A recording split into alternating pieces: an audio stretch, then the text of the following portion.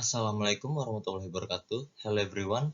My name is Riandika Ibrahim and my NPM is 223-121-55. Today I will introducing to web programming.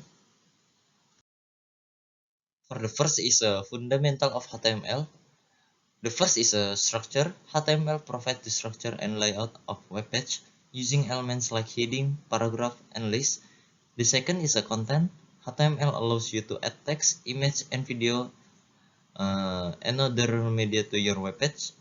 And the three is a links. HTML enable you to create hyperlinks to connect web page and website together. The second is a styling with CSS. The first is a presentation. CSS allows you to control the visual presentation of web content including colors, font, and layouts. The second is responsiveness.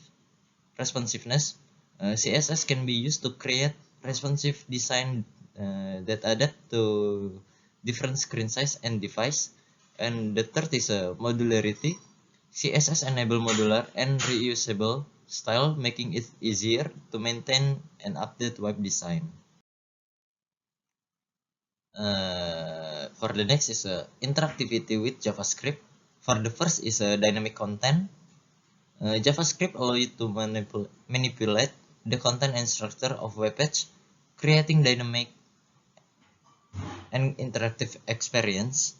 The second is event handling. JavaScript enable you to respond to user interaction, such as clicks, scroll, and form submission.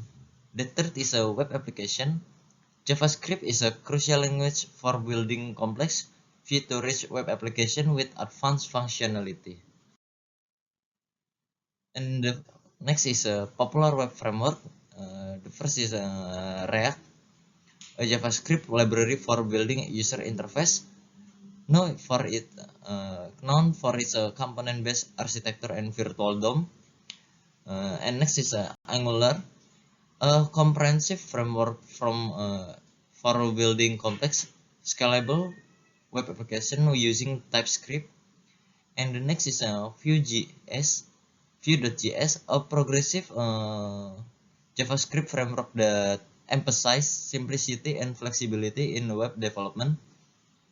And next is Django, a high-level Python web framework that encourages rapid development and clean, pragmatic design. For the next slide is server-side technologies. The first is PHP. The second is Node.js. The third is Ruby and Rails. And the last is Spring. For the next is web application development. For the first is frontend, the client side of web application responsible for the user interface and interaction. The two is backend, the server side web application handling data, business logic, and server side processing. The third is database, stores and manage the data used by the web application, often using SQL or NoSQL database. The last is the future of web programming. Progressive web apps is combining the best feature and web and mobile apps for a seamless user experience. The second is WebAssembly, a low-level, high-performance language that can run alongside JavaScript in web browser. The third is serverless computing, allows developer to build and run application without managing an underlying infrastructure. And the last is AI and machine learning, integrating AI-powered feature and capabilities into web application for enhanced functionality. That's all my presentation.